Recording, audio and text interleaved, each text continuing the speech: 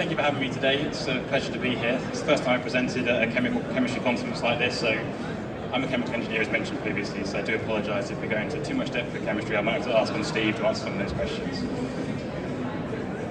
But as mentioned previously, so I'm going to talk to you about some efficient routes for precious metal recovery from complex homogeneous streams. So this is specifically going to be looking at HOMCAT, processing and recovery of metals.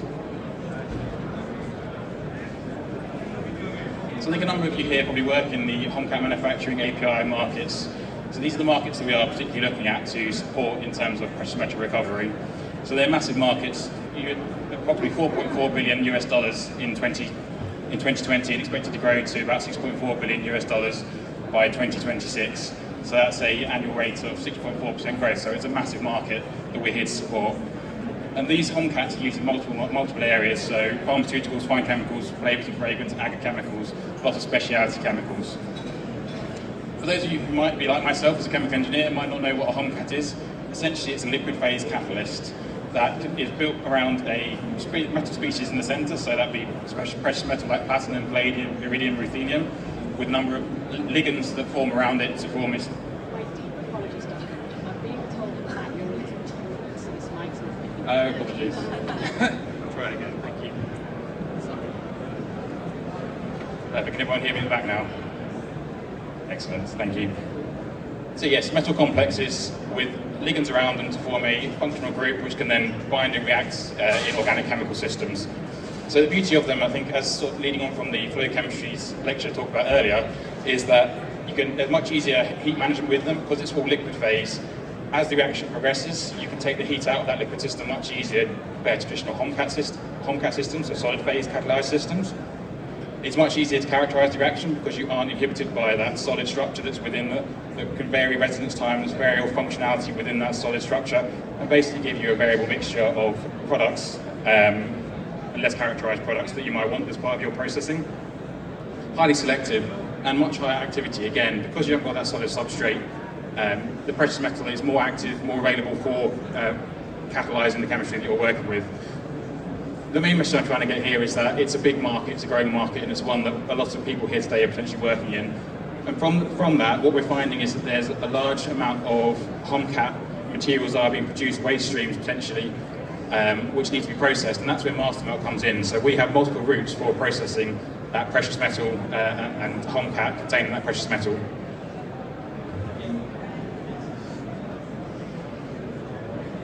So I thought it was useful just to put into words what to Mastermelt looks like a good result from HOMCAT processing. So we'll start off with a potentially liquid stream from a customer. We want to achieve a high concentration and low volume of precious metals residues, which can then be sent for refining and thermal treatment.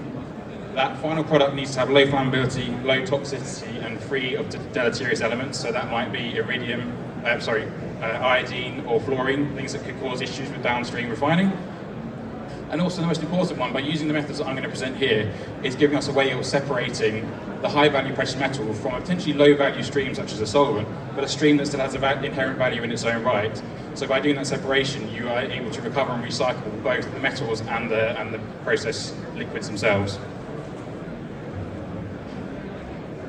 And just to give you a feel for what we're talking about as a company as Mastermelt, so within our HOMCAT Recycling Centre of Excellence, which is based in Middlesbrough in the UK, we're able to treat anything from 100 kilogram batches of material up to tens of tons of material, and with our partners we're able to then process up to hundreds, if not thousands of tons of material. And that can range from anything from a few ppm, 10 ppm of precious metal, up to anything of thousands of ppm of precious metal. So we have a wide spectrum of solutions to recover those metals from your systems. What I've got on the slide here is a flow chart, a map that we use to have the best route for processing that material. At the end of the presentation there's a QR code so you can scan it and look at it in detail later on, so I'm not going to bore you with the ultimate details of it now, but it'll be a useful resource for you, and it shows you the thought processes and the considerations we make when selecting the best processing route. I'm going to pick out a few points here. So for example, the solvent that's within that waste stream is important to us. So for example, if it's a highly reactive solvent, something like THF, which is known to cause issues in thermal processing because of organic peroxides that form that might be potentially explosive if allowed to dry out, is a primary consideration. Whether in that liquid stream there are potential things that we call co-catalysts. but potentially chemical species which are in there and are designed as part of the homogeneous catalyst to keep that metal in solution, keep that catalyst in solution, but in doing so they also stop it from being recovered by some of our methods. So things like cysteine is a good example of that. So it's a consideration we make to make sure that the routes we choose are suited to these other species that may be in solution. As I mentioned previously, if there's any deleterious elements in there, so fluorine or iodine, so things that can cause issue with secondary refining processes. And other metals present as well. So a lot of the streams we find, potentially not necessarily in the HOMCAT sphere, but in other areas, may have high quantities of other base metals. For example, copper is a common one we found in some of the materials. And if you have those high concentrations of metals present, you want to do a separation which allows you to get the precious metals out without recovering the bulk of the base metals as well. So if it's in high concentrations, which I'll show in a case study later, you'll start to see that there are reasons why we might choose the route we choose. And also the types of metal present as well. So I'm sure a lot of you are familiar with precious metal chemistry. Some species are harder to recover than others, so the likes of gold, platinum and palladium, they can be recovered by more traditional scavenger materials, but at Mastermelt we've also developed a whole portfolio of scavenger materials which allow us to recover the more challenging species like iridium and ruthenium. You'll see at the bottom of this slide the red and yellow and orange boxes. These are the methods that we'll talk about in a bit more detail today. So scavenging, advanced distillation and thermal treatment. These are the three routes that we offer within the Mastermelt group. So those of you unfamiliar with it, scavengers are functionalized materials. In our case, we functionalize polymers and silicas. And basically it's a solid phase, it looks almost like a sand that has active chemical species on the surface, which is specifically designed for recovering precious metals of interest. They have high selectivity and they bind quite strongly to the metals that are in solution. And that can be either through a chelation route or an ion exchange route. The chelation route gives great recoveries, but it has a bit more concentration dependence and a bit of a weaker binding. Whereas the ion exchange route is a zero order reaction, so as those metals load onto the surface of those usually silica materials, they're basically bound there permanently, so they're an ideal solution if you want to get down to low, almost sort of chromatographic separation levels of metal recovery. We often apply them in fixed beds, so that tends to be in applications where it's a large back volume, so tens, if not hundreds of tons of material that need to be processed. We can also offer fixed beds in deployed applications, so within your industrial site, for example. So if it's maybe in situ purification of an API, that's something that we can offer, but also back-end processing of waste recovery if need be. We can offer a fixed bed solution. So if you are talking about the tens or hundreds of tons, if not thousands of ton scale, that's the solution we tend to go around. And obviously the flow chemistry benefits that we'll talk about in the previous presentation all apply to those fixed bed solutions. They give you the best utilization of material compared to the alternative, which is a stirred tank system.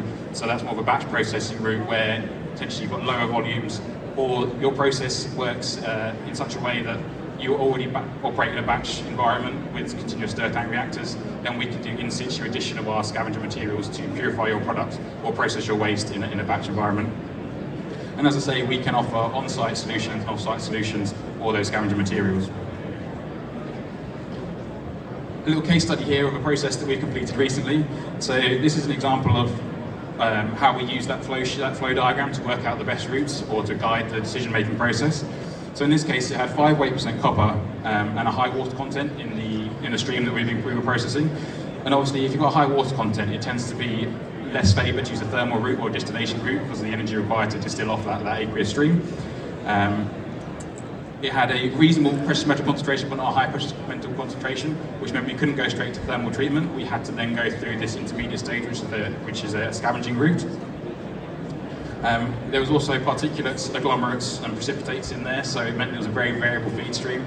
So a fixed bed solution wasn't ideal for us, but we did decide that a scavenger solution was the best fit for us. And it was a variable feed as well, which meant that we have a lab in our facility up in the Homogeneous Recycling Centre of Excellence, and it meant we were able to react to that variability of that feed material so that we could optimise the amount of scavengers we were using in the process and maximise the value recovered for the customer rather than just doing an ad hoc addition of scavengers for the process.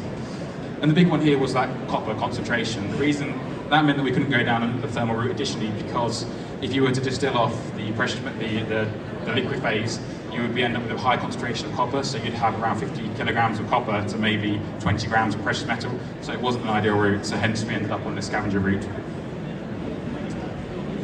Everyone likes a data set and a diagram, so here's just a plot showing you the addition of our scavenger material to the process. So along the bottom here you see those coloured blocks at different timestamps. We added the scavenger. It started off as a very deep green solution, and then over time the precious metals were recovered from that liquid phase, and we ended up with this blue solution reminiscent of a copper stream, a high concentration copper stream. And you can see in the chart here that the platinum and palladium absorbed over time. There's an interesting differentiation here, so palladium absorbs really readily on the scavenger we employed in this case, and platinum is a bit slower. And what we found was that as you loaded the scavenger in, you ended up with a really high loading of copper initially on that scavenger, but over time there's an exchange that takes place where the palladium displaces the copper, and then the platinum more slowly displaces the copper. And it's an interesting point here. Platinum and palladium behave similarly, but other species, for example like ruthenium, might be more challenging, and you might end up with a process where you scavenge the palladium out first and then you do a secondary scavenger step using it for the ruthenium. So there's different considerations in that processing. We used what we call a batch plus philosophy, so it gives us a pseudo fixed bed approach. So rather than actually building a fixed bed, we were able to mimic the behavior of it and thus get optimized recoveries on those scavenger materials. It had a high selectivity of platinum and palladium, so although there was initial loading of copper, that copper was then displaced, so we ended up with a very pure product containing just the precious metals.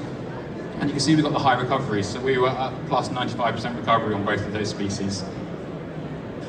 And another important point is obviously that the copper is then left in solution for further treatment, so there's that additional value recovery that's possible from doing this sort of processing rather than going a traditional thermal route.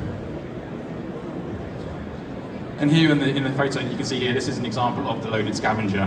It's not the most exciting photo, but that is the product of this process. So we went from having many tons of material on site to be processed down to 1.38% of that initial feed as being the final product that had to go through thermal refining. So it takes out the energy required for distillation, it takes out the energy and fuel required for thermal treatment by reducing down that total mass of material that then gets refined later on. And also, as I mentioned, the copper is there for further treatment as well, so if you were to leave the precious metals in and drop out the copper at the same time, you end up in a situation where you end up with a blended stream, impurities of precious metals in the copper, and then obviously the precious metal value has been lost with that metal stream as well. The next solution that we offer at Mastermelt is advanced distillation. So this is essentially a distillation approach where you heat up liquid streams that have a volatility and boil off lower boiling solvents. So you then concentrate down the precious metals from a very big bulk into a very small residual tar, concentrate or sludge. There are specialist requirements for running processes with precious metals, because obviously we're talking about very high value, low concentration materials, so it's all about inventory management and making sure that there aren't losses either within process, out of process, or post-processing. And often additives are required to optimize that to ensure that we get maximum recovery during the distillation of these materials. Another case study with distillation that we completed recently, so it was a water ethyl acetate toluene mixed stream. It had fairly low concentrations of water, so you can see the flow diagram on the side here, so we had less than 5 weight % water. Contrary to what I said earlier about THF being a challenging solvent to distill, as long as it's diluted in another stream or in a bulk solvent with other species in it, and you don't boil it down to total dryness, it can be managed in our distillation plant. And we also have other methods for managing those sort of hot challenging solvents for distillation. It had a low concentration as well, so we were less than 500 ppm in the liquid stream in the starting instance. I think it was around 200 ppm in some batches. And then this therefore led us down the route of going through a distillation process for the recovery of this metal. Another data set, so along the bottom here you can see over time the coloration change of the solvent that we put into the process. So at time 0 it was a light yellow colour going through to a dark tar after 12 hours of distillation and concentration. We had different streams, so some had particulates in, some were just pure solvent streams, although they came from the same batch. This is a common challenge we find in the industry, that waste materials can have very variable properties. So for the particle loader streams, we have a white film evaporator to do the distillation to make sure that we end up with good heat transfer and concentration and removal of the solvents over time. And for the low viscosity material that had no impurity or fewer impurities in it, that went through a batch distillation approach. And the ultimate aim was to get the flash point down and the concentration up so that we could then send it on for further thermal treatment. And that was the main result of this. So we ended up with a 13 times concentration factor of the material from what was received to what was then sent off for thermal processing.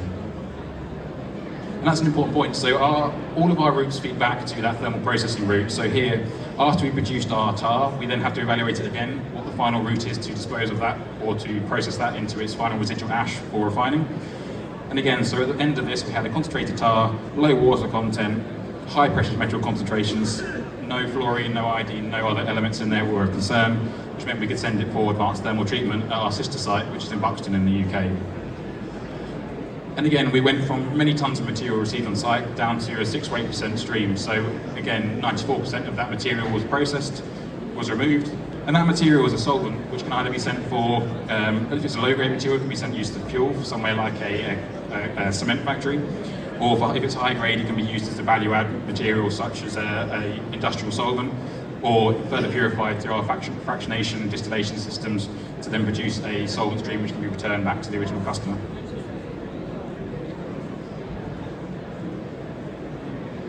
And financially, had we not taken this material in and processed it as we had, it would have gone down a traditional refining route, which would have been thermal incineration, which would have meant that most of that precious metal value would have been lost. So potentially over £500,000 worth of precious metals in that stream, £450,000 worth of that value was returned to that customer. And the money's the important part for a lot of people, but for me also it's that critical minerals part. So within the UK and the EU, there's this critical mineral strategy which says that precious metals are of a limited or scarcity, and by 2025 potentially be in a deficit from primary mining resources. So this sort of recycling of trapped precious metals is really critical to enable all these future technologies like fuel cells, batteries to become a part of our industrial options for it, really. And the final piece of the puzzle is advanced thermal treatment. So this is the final step of the process where we take that tar or that scavenger or even that high concentration waste and we oxidize the carbon containing portion of it. We remove the water to produce a rich concentrated ash, which can then go for final refining and separation into the various precious metal streams. There are complexities in there to do with emission management, particulate management, because obviously any losses from that incineration, that thermal treatment process, ultimately reduce the yield of the overall refining stream, so it's a critical step. And as you can see here, every process that we run as a pre-processing step, be it scavenging, distillation, they all then go through that advanced thermal treatment process with or without halogen control. So it is the critical final piece. And sometimes we do go directly to thermal treatment, but it completes that lineup of options for us to then do that precious metal recovery of the HOMCAT or any aqueous stream that you have that may contain valuable levels of precious metals in them. And that's what we just want to show here on the final slide, is that Mastermelt, we're on stand 51. If you want to come and visit us and discuss any of these details further, but we can offer that full project life cycle to analyse your streams, screen to find the best method, be it scavenging, distillation or thermal treatment. We can manage the hazardous material transport to the processing site, whether it be in the UK, Europe or Asia. We can then perform the processing, perform the thermal treatment, dispose of the waste or return value from that solvent waste, and then return that metal value to yourselves. So thank you for listening, and if you want to get a picture of that flow diagram, you've got a QR code there if you want to scan it.